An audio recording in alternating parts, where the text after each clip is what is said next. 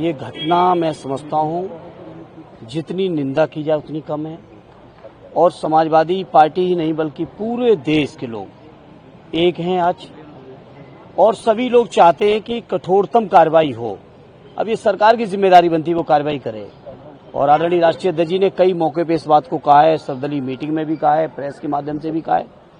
हम समाजवादी लोग देश के साथ हैं, सरकार के साथ हैं, सरकार फैसला ले और कठोरतम कार्रवाई करे। अब छोलिया हो या लोबिया, सफेद चने या काले चने, सब कुछ मजेदार बने।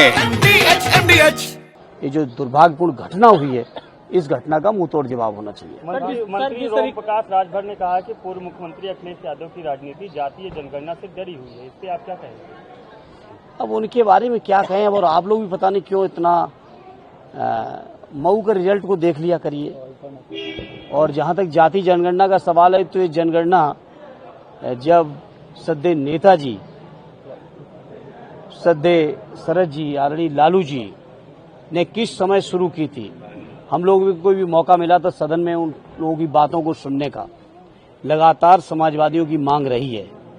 और समाजवादियों की जो एकता है, पीडीए की जो एकता है, आदरणीय अखिलेश यादव जी का जो शानदार नेतृत्व और जिस नेतृत्व पे भरोसा आज पीडीए को, उसके दबाव में जाके प्रधानमंत्री जी ने और केंद्र की सरकार ने घोषणा की है। और हम लोग चूंकि लगातार इस बात की मांग करते रहे तो हम इस घोषणा का समर्थन भी करते हैं। साथ ही ये उम्मीद करते हैं कि हेराफेरी नहीं होगी। जैसी वोटर लिस्टों में सुनने को मिलती है वैसी हेराफेरी जाति जनगणना में नहीं होगी। निष्पक्षता के साथ, सच्चाई के साथ ये जनगणना हो, ये पूरा पीडीए परिवार चाहता है, पूरा देश चाहता है। पहलगाम घटना के बाद में जिस तरह सिंधु जल समझौता को रद्द किया गया है, सरकार ने एक फैसला और लिया है जो दो पक्षीय व्यापार उनको भी क्या कहना है? देखिए, सरकार के बारे में ये घटना के बाद पूरे देश के लोगों ने कहा है, हमारी पार्टी ने बहुत मजबूती से कहा है सरकार जो भी कठोरतम फैसले लेगी हम साथ हैं। तो उसमें नहीं समझता कि किसी फैसले विशेष के लिए कोई नई बात कहने की आवश्यकता। अरे कोई लूट भ्रष्टाचार बोल लो यार। विधायक के साथ अभद्रता हुई है, पगड़ी उछाली गई, क्या कहेंगे इसके आप? ये भारतीय जनता पार्टी के लोगों की हमेशा यही नियत रही है। आप सोचिए, ये केवल व्यक्तिगत तौर पर राकेश टिकैत साहब की ही नहीं बल्कि पूरे किसान परिवार की, किसान समुदाय का अपमान हुआ है।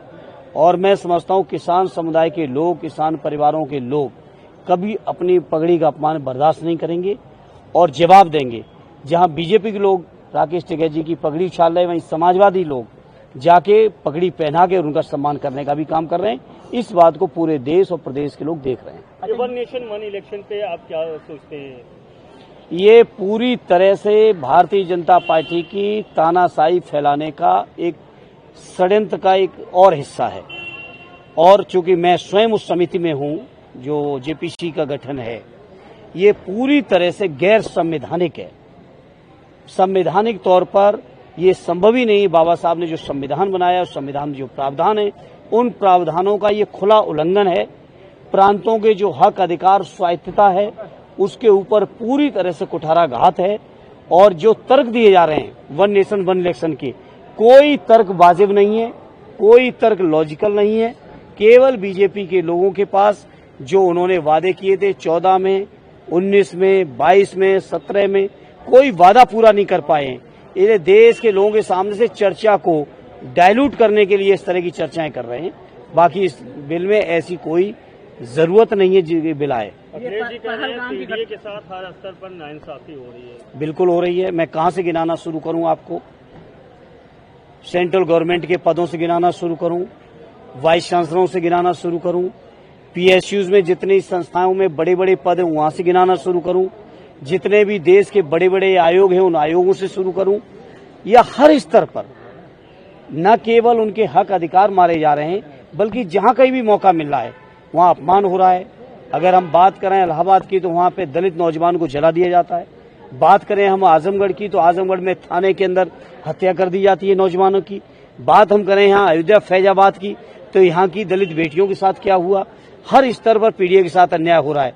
वहीं हमारे नेता आदरणीय रामजी लाल सुमन जी को जान से मारने की लगातार धमकियां दी गई।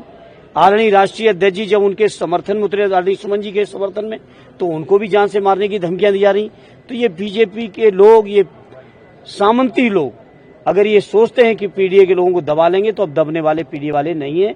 पूरी एकता के साथ, पूरी मजबूती के साथ अपने मुद्दों पर लड़ रहे हैं और हमारी लड़ाई का ही परिणाम है कि इनको जाति जनगणना की घोषणा करनी पड़ेगी। ये पहलगाम घटना के बाद में आज लखनऊ के अंदर एक बड़ी बैठक हिंदूवादी संगठन लोग कर रहे हैं। एक धर्म संसद का भी नाम दिया, उसमें एक बड़ा निर्णय जो हो गया तमाम लोग उसमें। देखिए, धर्म संसद की आवश्यकता नहीं मैं समझता हूँ पूरा देश जब एक है, कश्मीर से लेकर कन्याकुमारी तक, हिंदू मुसलमान सिख ईसाई सारे लोग कश्मीर में जिस तरह से इस घटना के विरोध में जुलूस निकले हैं, कैंडल मार्च हुए हैं, मैं समझता हूं देश की एकता और अखंडता का एक बहुत बड़ा उदाहरण लोगों ने पेश किया है। इसलिए मैं नहीं समझता इसको धार्मिक आधार पर कहीं कोई बात बांटने या किसी और चीज की आवश्यकता है। अब छोलिया हो या लोबिया, सफेद चने या काले चने, सबको मजेदार बने। MDH